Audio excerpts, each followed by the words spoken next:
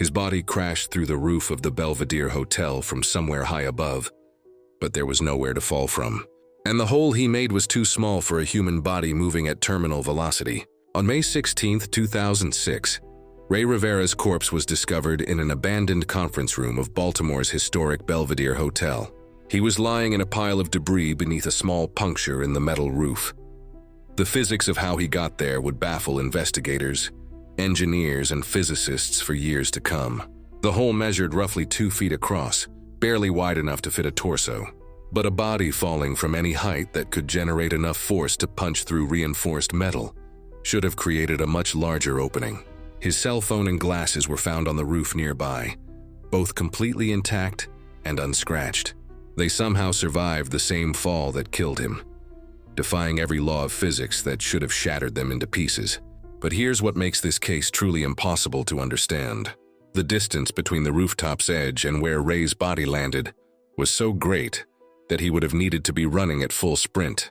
He would have needed Olympic long jumper force just to clear the building's lower section and land where he did.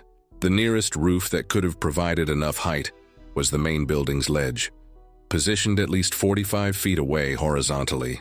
No human being could jump that distance, not with a running start, not even if their life depended on it. Rey Rivera was a 32-year-old aspiring screenwriter and filmmaker living in Baltimore with his wife Allison.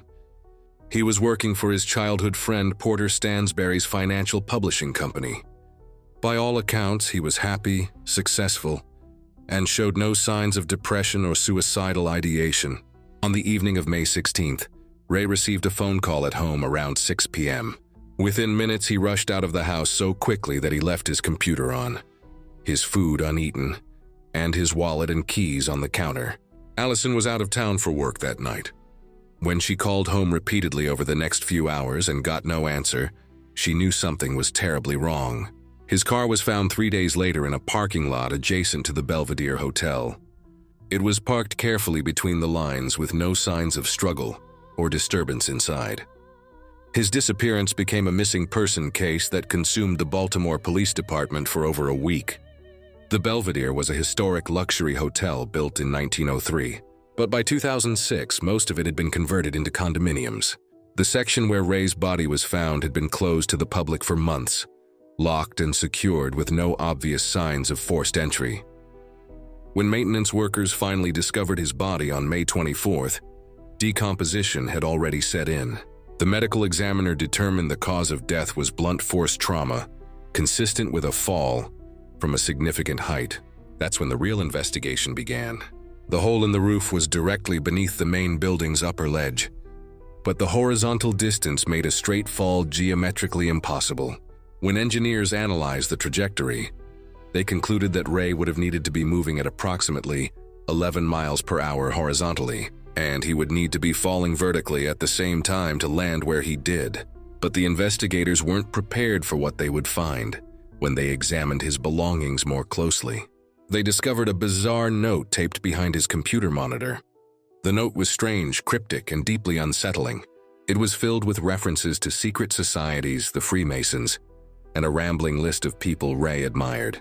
The list included filmmakers, friends, and historical figures. All of it was written in a stream of consciousness style that suggested either paranoia or some kind of coded message. He wrote about the game and making his family and friends proud. He referenced the movie The Game, starring Michael Douglas, which is about a man who participates in an elaborate psychological experience. The movie blurs the line between reality and fiction. Some investigators wondered if Rey had been involved in something similar. The note mentioned specific instructions to protect certain people, contained phrases like, "That was a well-played game. Congratulations to all who participated." It was as if Rey believed he was part of some elaborate scenario that would end with celebration. But there was nothing celebratory about his death, nothing game-like about the way his body was discovered in that abandoned room. The note raised more questions than it answered about Rey's state of mind in his final days. His wife Allison insisted that Rey had never shown interest in the Freemasons or secret societies. She said the note didn't sound like something he would write. In the days before his disappearance, he seemed excited about future projects. He showed no signs of mental disturbance or paranoid thinking. Friends and family echoed her statements, describing Rey as grounded, rational, and deeply committed to his marriage and career. None of them could explain why he would suddenly spiral into the mindset reflected in that note. Theory 1 suggests that Rey died by suicide, that he climbed to the roof of the Belvedere, ran toward the edge, and leaped with enough horizontal velocity to clear the lower section. This is the conclusion the medical examiner officially listed on the death certificate. But this theory requires believing that Rey, with no history of mental illness, somehow generated enough speed to jump 45 feet horizontally. Even Olympic athletes have questioned whether this is physically possible for an average person to achieve. Theory 2 proposes that Rey was thrown or pushed from the roof, possibly after being chased or lured there by someone who meant him harm. But this theory faces the same physics problem as the suicide explanation. It also fails to account for why his glasses and phone were found intact on the roof. The positioning suggested they were placed there rather than falling with him. If Rey had been in a struggle or running from someone, his belongings would likely show signs of damage. They would have been scattered across the rooftop, not neatly positioned near the edge. And then there's the silence from Porter Stansberry and Agora Publishing, the company where Rey worked. The company issued a gag order preventing employees from speaking to police or media about Rey, his work, or the circumstances surrounding his death. This corporate stonewalling has fueled speculation for years. Porter Stansberry was Rey's close friend, the person who gave him a job in Baltimore.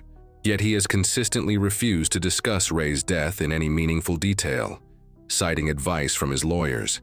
This refusal to cooperate has made many people wonder what he might be hiding or protecting.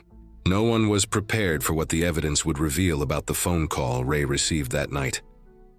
Phone records show the call came from inside Agora Publishing's offices, routed through the company switchboard. But the company has never identified who made that call or why it caused Rey to leave his house so urgently.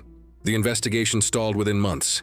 Baltimore police ultimately treated Rey's death as a likely suicide, despite the unexplained physics, the cryptic note, and the corporate silence.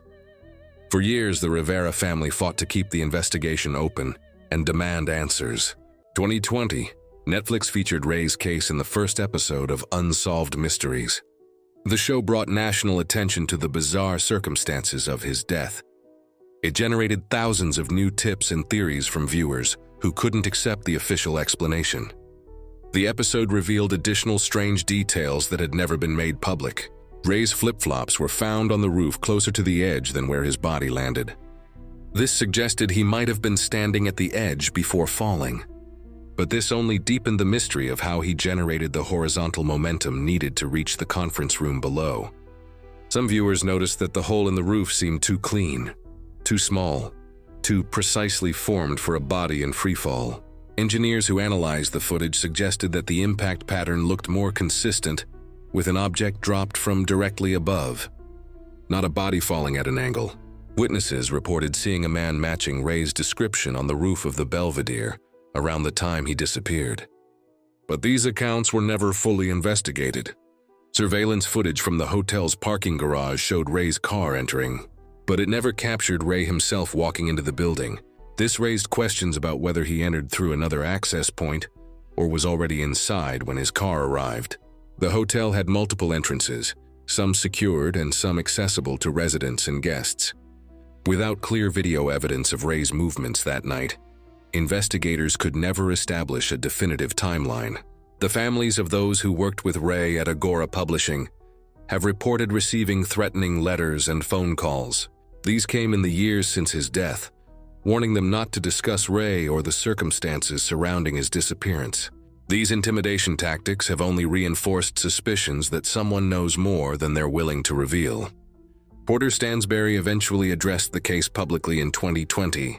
He claimed he had cooperated with police and that he knew nothing about why Rey died. But his explanations felt rehearsed and carefully worded.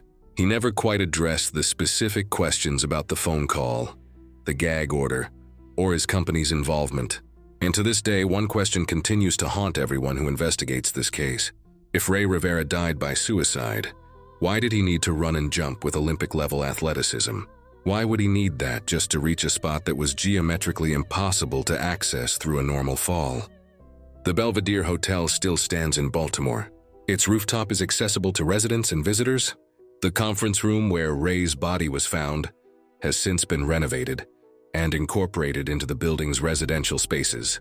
It's been erased and rebuilt as if nothing ever happened there. But the hole in the roof, that small, precise puncture that shouldn't exist according to the laws of physics, has never been explained. No engineer, investigator, or physicist who has examined the evidence can account for it. The medical examiner's report remains disputed by experts who can't reconcile the impact pattern with a human body in freefall. Rey's case has become a touchstone for internet sleuths and true crime enthusiasts. Many believe that corporate corruption, financial secrets, or something even darker might explain the strange circumstances of his death. But despite thousands of tips and renewed media attention, no arrests have been made. No new evidence has emerged. The Baltimore Police Department maintains that Rey's death was most likely a suicide, with no evidence of foul play. His wife Allison has never accepted this explanation. She continues to search for answers, speaking publicly about the case and pushing for a reopened investigation. The note Rey left behind has been analyzed by linguists, psychologists, and cryptographers. They've tried to find hidden meanings or coded messages within the text, but no consensus has emerged about whether it represents a genuine breakdown in Rey's mental state or something else entirely. Some believe Rey was involved in financial fraud or money laundering through his work at Agora Publishing. They think the note was his way of documenting what he knew before being silenced. Others think he was experiencing a psychotic break triggered by stress or an undiagnosed mental illness. But here's what keeps people awake at night. What makes this case impossible to dismiss or explain away? Rey Rivera's body was found in a place it could not physically reach through suicide or accident.